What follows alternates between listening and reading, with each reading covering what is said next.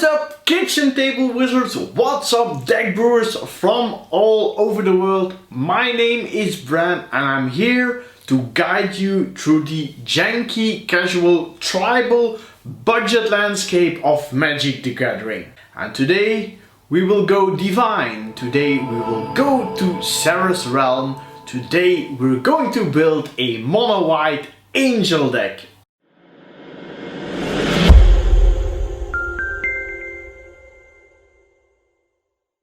So as always, I am here with our intern Nora. She helps me out with the edits. She's our little angel of hope in dark times when I don't have time to do it myself. Now, a while ago I already did an angel deck. I'll put the link here in the top right corner. It was a black and white reanimator deck with big angels. Now this time is going to be different. We'll be building a mono white angel deck, a little bit smaller, a little bit more mid-range, with a theme around lifegain. And this deck is also going to be in the next gauntlet. Now I'm sure that Nora, she will be rooting for this deck as she is the fashionista of the bunch. She's really a Victoria Angels fan. She even got some catwalk experience herself. So when I ask Nora, we're going to do an angel deck. What do you think when you hear the word angels? We probably get something like this. Yeah, that's exactly what I thought that would happen. Maybe we should mail this to Wizards of the Coast. Maybe a collaboration for a secret layer. Angels, Victoria's Secret. I'm sure it will sell. I'm sure we'll buy it. Like we buy everything. So if you like my YouTube endeavors here at this channel, you can always support it by watching my videos, by subscribing to the channel, by hitting that like button as well. And I also have another supporter, a big supporter, our partner Cardmarket. They keep throwing vouchers to me and I keep throwing them back to you. Now I'm preparing the next gauntlet, and this time, if you want to be eligible for a voucher, or if you just want to help me out, please do write in the comments which of our older decks that we already did. Maybe let's put a link up here with a playlist of all the older decks. Would you like to see also reappear in the big gauntlet, the next tournament series we're going to do? Have a look at the old videos.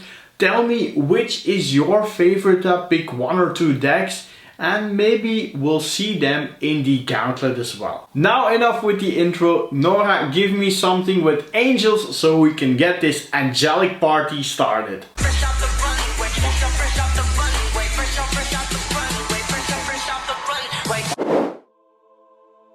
Now this deck is around 45 euros. Yes, we go a little bit over the $50 mark, but to be honest, fancy angels, it's worth to spend a little bit extra. And what's also worth to take notice is the style we have in our basic lands. As we are an all white deck, our mana base is quite simple. 18 planes would do the trick for the basics. Now Dominaria has also some sweet lands of Sarah's realm. All these feathers would even make a Victoria's Secret angel jealous. A perfect include for an angels deck in my opinion. Furthermore, I included a secluded steppe, 2 idyllic branches, and because of our lifegain theme in the deck, 3 Seraph's Sanctuary. Sejiri Shelter you can also play as Sejiri Glacier, so we can also count this one as a land. Now, before we look at all the feathered beauty in this deck, first let's look at some cats. No, there are no cats in the deck, but there are some clerics in the deck. Speaker of Heavens doesn't look like much, but the moment you are at 27 life, he starts calling forth angels every turn. And getting to 27 lives is a piece of cake when you have 3 Bishops of Wings in your deck. Every angel gives you 4 life, and having 4 toughness is also very useful against those aggro decks or red removal cards. The first tiny angel we included is the Segovian Angel from Modern Horizons.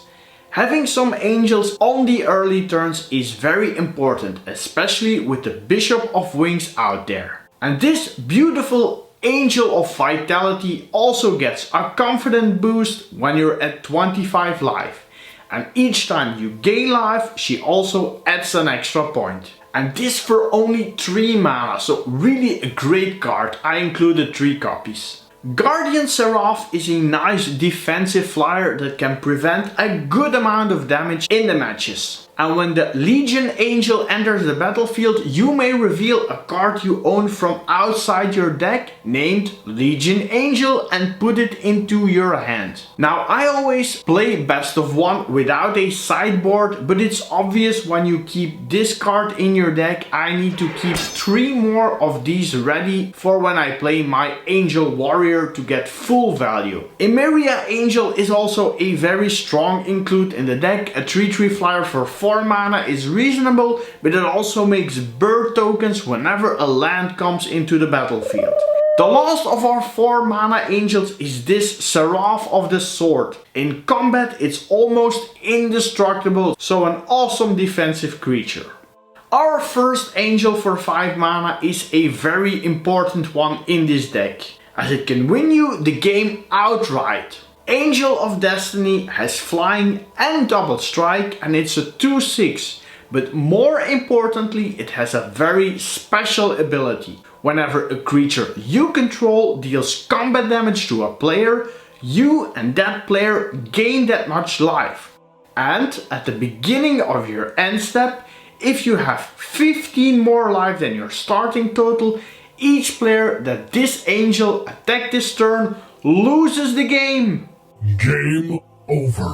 So having life gain is a good thing in this deck. And the Angel of Invention has a lot more. Flying and Vigilance are obvious, but you can also choose it to be a rather small angel with some servo tokens or a 4/3. Also important, it will give all your other creatures +1/+1. Now the following card was over budget quite a bit of time, but thanks to a reprint in Double Masters its price dropped, so I included this card also in the deck. Of course I'm talking about the Archangel of Tune. It has flying and lifelink, and anytime you gain life, put a +1/+1 counter on each creature you control. That's really insane in this deck, and it can get out of hand pretty fast as well. Now you might wonder, Bram, did you put in an Avacyn in this deck? Well, I did, but not the one you might think. Avacyn Guardian Angel is a stronger Sarah Angel for the same mana cost. And it can also protect other angels from damage, and it can even protect you in the late game. Now one of my favorite artists in Magic is Greg Staples. He made this amazing art for the Sarah Angel, but he also made the art for the following card. This gorgeous Baneslayer Angel needs to be in the deck, not only because the art is amazing, but it also hits very hard. It has flying, first strike and lifelink and protection from demons and dragons, and it's a 5/5. So I included 1 copy, of course with the extended art. Talking about iconic angels, this card made a lot of angel fans like Nora very happy when it was released in Dominaria. Lyra Dawnbringer is almost a Baneslayer angel, and it gives other angels a boost and lifelink, which is crazy good in this deck. Now we already talked about Greg Staples, the artist of the Sarah Angel, and this original Sarah Angel is one of the cards in Magic that lies dear to my heart, as it is one of the cards I played, also one of the first angels to do well in tournament play. A really iconic card for me, and I even going to dedicate a special video to it, because last time I talked to a Sarah Angel it didn't really end well, and I need to make it up to her for that. So Sarah Angel, you are included in this deck, and I even went with the original art in foil by Douglas Schiller. As Avacyn is one of the most important angels on Innistrad, well, we also have one important angel on Zendikar. Her name is Linvala. So Linvala the Preserver is also a great include in the deck. A 5/5 flying is nothing to sneeze at. Yeah, I know she would do that. And if you play it when you're behind, you can get some extra life and an extra angel. Another angel that costs 6 mana is this Pristine Angel. When it's untapped, it has protection from all colors and artifacts. Not bad. And when you cast a spell, you may even untap it as well. So a very powerful defensive card. And when you combine it with this Angelic Skirmisher, who can also give all angels vigilance next to first strike or lifelink, you know you have a very powerful combo on the battlefield. Sephara Sky's Blade is the biggest angel in our deck. A 7/7 flying with lifelink is great, and it can also give all our other angels indestructible. So these were all the angels that passed the catwalk. Now let's look at some other cards as well. This deck includes 3 removal spells, Swords to Plowshares and Winds of Abandon exile creatures, and generous gifts changes any permanent into an elephant. Which you can agree, it's not really on flavor, so... A few moments later.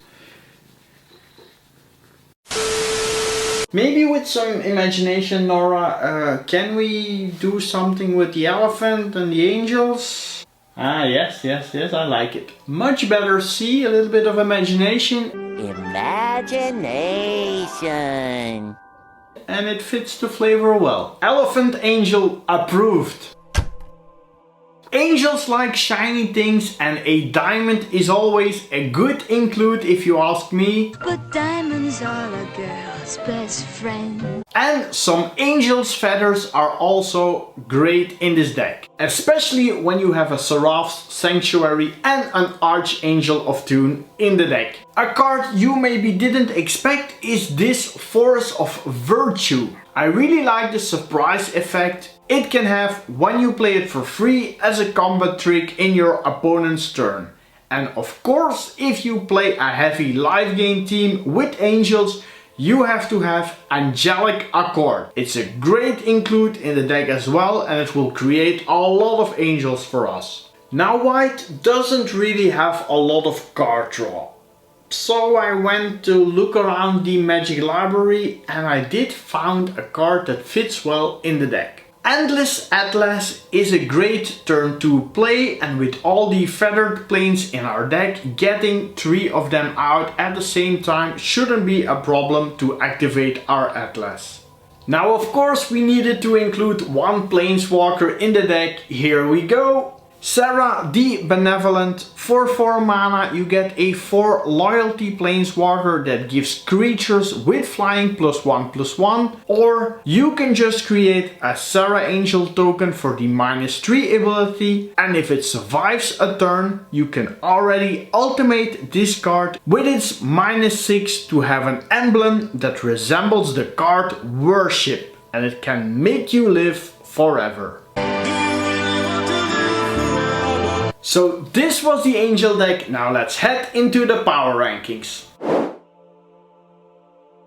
This deck is a powerful tool both in the hands of a beginner and an advanced player. It has some defensive cards in it, but due to the fact that our angels have flying, you can hit hard with this deck on offense and defend well on defense. It's one of the most flavorful decks I've built so far, and although it's a bit over $50 I think it's still good value for money. Now let's have a look how the deck does against other decks.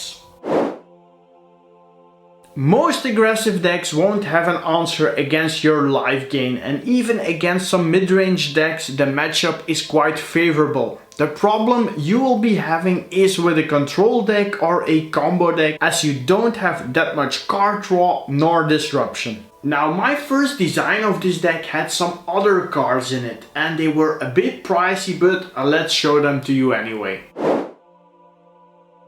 Resplendent Angel is an awesome card with the life gain, but it's a bit pricey, so I left it out. Another sweet angel is this Angel of Jubilation, which gives your creatures +1/+1, and the art is also amazing if you ask me. Achroma Vision of Ixidor is another legendary angel that is worth including in the deck if you have some extra cash laying around. As is this land, Emeria the Sky Rune, which puts angels from your graveyard back onto the battlefield. So this was the deck. Before I leave, here is the card market voucher winner. Congratulations! Check out the description below on how to contact me. So this was our mono white angel deck. I hope you enjoyed the video. I already look forward how the deck is going to do in the gauntlet. Let me know what you want to see in the gauntlet as well. And to finish off the video, as always, keep it casual. Bye.